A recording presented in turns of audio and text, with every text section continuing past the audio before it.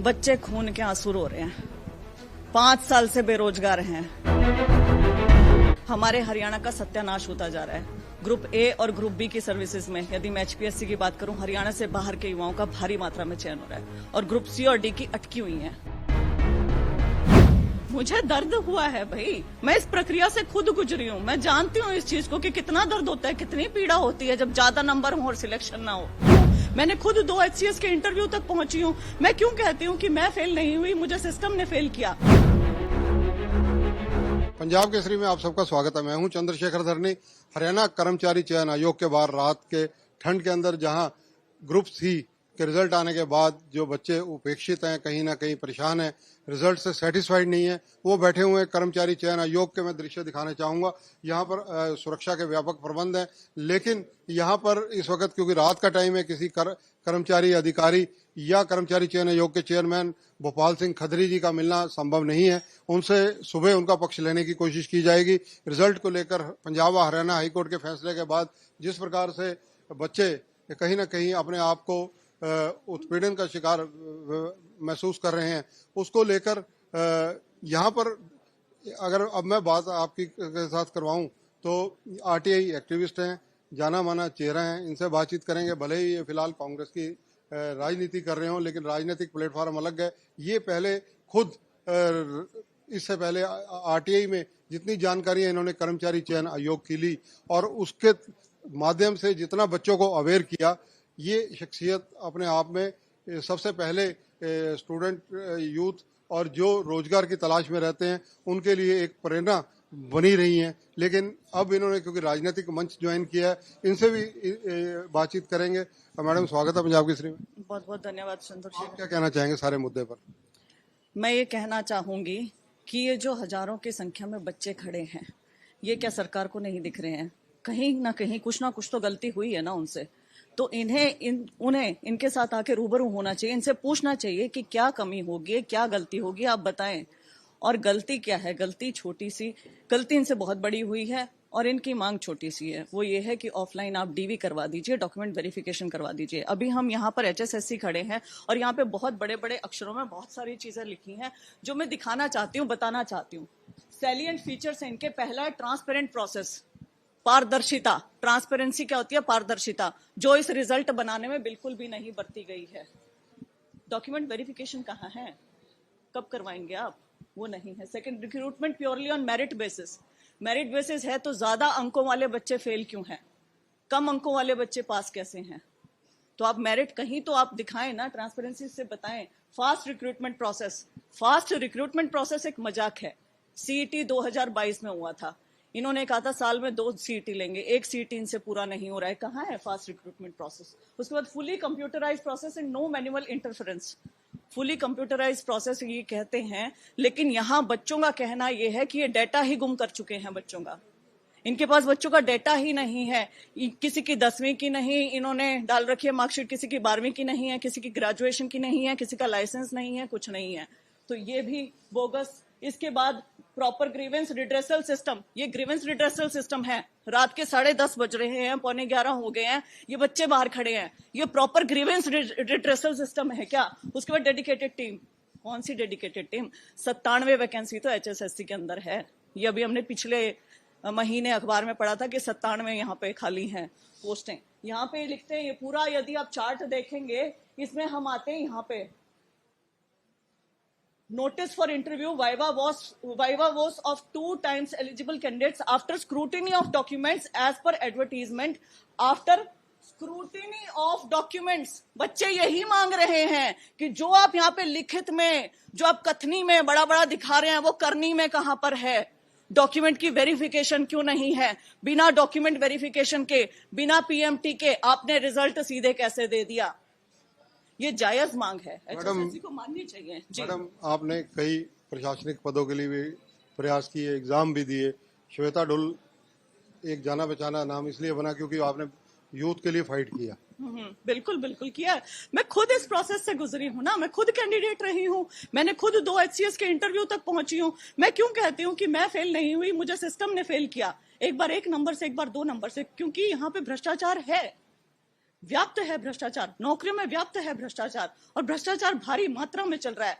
कम अंकों वाला पास हो ही नहीं सकता, ज्यादा अंकों वाला पास होगा। मैं सोच रही थी 2-4 अंकों का फर्क होगा। मैं यहाँ इन बच्चों के साथ बैठी हूँ, 30-30 अंकों का फर्क है। 30-30 अंकों का फर्क कैसे हो सकता है? ये बच्चे क्यों यहाँ से उठ के जाएं? कल को इनके साथ क्या होगा? कल को यहाँ पे पुलिस फोर्स बढ़ जाएगी, इन बच्चों को बाहर निकाल देंगे, कह देंगे धरना ग्राउंड में बैठ जाओ जाके 5 सेक्टर में। क्या करेंगे? वहां बैठे रहेंगे, महीनों बैठे रहेंगे। सरकार को क्या फर्क पड़ रहा है? ये भूखे मर जाए, सरकार को क्या फर्क पड़ेगा? सरकार का तो दावा है कि 0% टॉलरेशन। दिखा तो रही हूँ इनकी कथनी क्या है और इनकी करनी क्या है। कथनी में ये सब कुछ लिखते हैं, ट्रांसपेरेंट प्रोसेस कहाँ है ट्रांसपेरेंसी? अब ये क्या करें? कोर्ट जाएं? इनके पास कोई चारा नहीं है कोर्ट जाने के अलावा। ये कोर्ट जाएंगे, यहाँ पे यदि इन्होंने ज्वाइनिंग करवा दी, मैटर इंफ्रक्चर्स कोर्ट सुनेगी क्या? कब तक सुनेगी?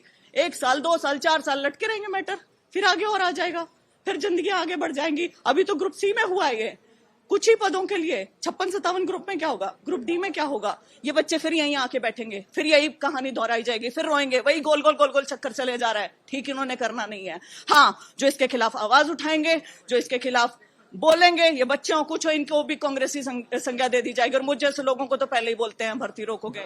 इस एक प्रोसेस डेमोक्रेसी में है कि जब यहाँ प्रशासनिक व्यवस्था नहीं सुनती तो मुख्यमंत्री से मिला जाता है, राज्यपाल से मिला जाता है। वो विकल्प भी तो इनके पास है।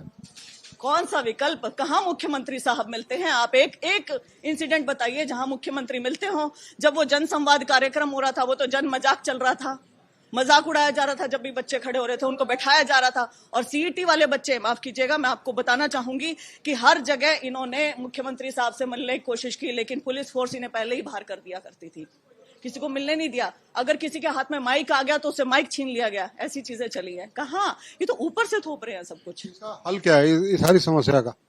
इसका हल है इच्छा शक्ति। क्या हमारे हरियाणा के मुख्यमंत्री में इच्छा शक्ति है, मंशा है कि वो ढंग से, पारदर्शी तरीके से, ईमानदारी से नौकरी करें?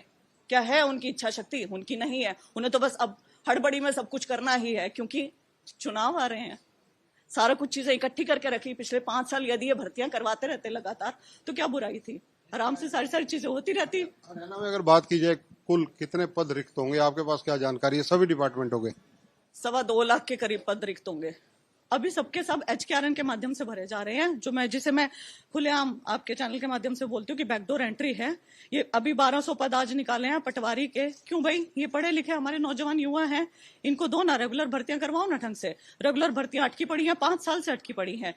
कोर्ट में कभी फीस नहीं भरते हैं, कोर्ट में कभी सरकारी वकील नहीं जाता है। क्यों अटका रहे हो भर्तियां? फीस भर दो, सरकारी वकील कोर्ट में अच्छे से पैरवी करे, ढंग से अपनी भर्तियां बचाओ। कोर्ट में भर्तियां भेजते क्यों? आज अगर ये भर्ती कोर्ट में जाती है तो सरकार की वजह से जाएगी ना। ये बच्चे बैठे, इनके ग्रीवेंसेस सुन ले। आपने लिखा है proper grievance redressal system. Grievance सुने, जिसके ज्यादा नंबर है देखे, अपना पोर्टल निकाले, अपने उसमें देखें मैच हो रहे हैं नहीं हो रहे हैं, कैसे हैं, इनकी चीजें ठीक है कि नहीं है। कितने बच्चे हैं? ज्यादा थोड़े हैं। कितनी पोस्टें थी? ज्यादा थोड़े थी। आराम से आप कर सकते हो उसे, आप नहीं कर रहे हो। लेकिन आपने डॉक्यूमेंट वेरिफिकेशन क्यों नहीं करवाया? यदि ये डॉक्यूमेंट वेरिफिकेशन की मांग लेके आए तो क्या ये गलत है? करें। वही इच्छा शक्ति जब होगी सारे काम होंगे। इच्छा शक्ति नहीं है तो बस धड़ल्ले से कुछ भी करे जाओ फिर तो। और हो भी रहा है ऐसा ही। आपने मेयर के चुनाव में भी देख लिया होगा, जो इनका मन कर रहा है वो कर रहे हैं। आपने भोपाल सिंह खत्री जी से फोन पे बात करने का प्रयास किया क्या? मुझे रात को ही ये चीज पता चली है, मैं पहुंची हूँ। और हाँ, सुबह होते ही मैं उन्हें कॉल करूंगी। सबसे पहला कॉल भोपाल सिंह। बिल्कुल कर सकती हूँ मैं। चेयरमैन साहब को एक बार आप ट्राई करके देखिए। अगर हाँ ऑन कैमरा ही कर, हाँ आप कर लो, हम ऑन कैमरा ही करवा रहे हैं। देखिए भोपाल सिंह खत्री यहाँ के चेयरमैन है, उनका भी हमेशा हमारे से जब बात हुई तो उन्होंने कहा कि पारदर्शिता यहाँ पर रखी जाती है, सब व्यवस्था यहाँ पर बिल्कुल सुदृढ़ चल रही है। और इस मामले में आधिकारिक पक्ष तो खत्री साहब का हम भी जल्दी ऑन कैमरा लेंगे। अब खत्री साहब से ट्राई कर रहे हैं मैम, तो देखते हैं कि वो फोन पिक करते हैं या नहीं करते, क्योंकि रात का टाइम है, 10:30-11 हो चुके हैं।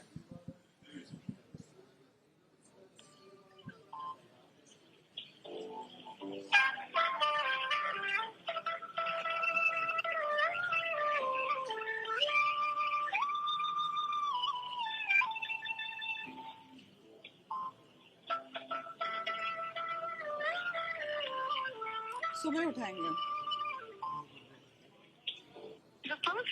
देखिए खत्री साहब को इन्होंने प्रयास किए ताकि कोई बातचीत संवाद की शुरू हो सके। ये पहल मतलब जब भी कोई समस्या का निवारण होता है तो वो टेबल पर बैठकर होता है, निसंदेह। इसलिए हमारे भी ध्यान में आया, क्योंकि मैडम को भोपाल सिंह खत्री भी जानते हैं और सभी जानते हैं।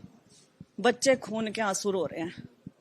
5 साल से बेरोजगार हैं, घर वाले रिश्तेदार सबकी आंखें पथरा गई हैं, हमारे बच्चे लगे। हमारे हरियाणा का सत्यानाश होता जा रहा है। ग्रुप ए और ग्रुप बी की सर्विसेज में यदि मैं एचपीएससी की बात करूं, हरियाणा से बाहर के युवाओं का भारी मात्रा में चयन हो रहा है और ग्रुप सी और डी की अटकी हुई हैं। और ये हमारी वजह से या बच्चों की वजह से नहीं अटकी हुई, ये सरकार की वजह से अटकी हुई है। HKRN के माध्यम से भर्ती करे जा रहे हैं, बैकडोर की भर्ती करे जा रहे हैं और वो भी फेयर नहीं है। मैं आपको ये भी बता दूं, उसके भी तथ्य बहुत जल्दी हम लोग निकाल के ले आएंगे। तो सरकार को सोचना चाहिए, युवा आपके विरोधी नहीं है, रात युवा ऐसा नहीं है। को ठंड में आप इतनी दूर से चलकर यहाँ आप पहुंचे 10-15 मिनट पहले, मुझे डर मतलब ये आपकी जो एक पीड़ा है यूथ होने की, उसके कारण पहुंचे ये। मुझे दर्द हुआ है भाई, मैं इस प्रक्रिया से खुद गुजरी हूँ, मैं जानती हूँ इस चीज को कि कितना दर्द होता है, कितनी पीड़ा होती है जब ज्यादा नंबर हो और सिलेक्शन ना हो, जब ज्यादा नंबर हो और चिक चिक के बोल रहे हो कि भैया हमारे ज्यादा नंबर है, हमारे डॉक्यूमेंट चेक कर दो। क्या दिक्कत है, क्यों नहीं कर सकते?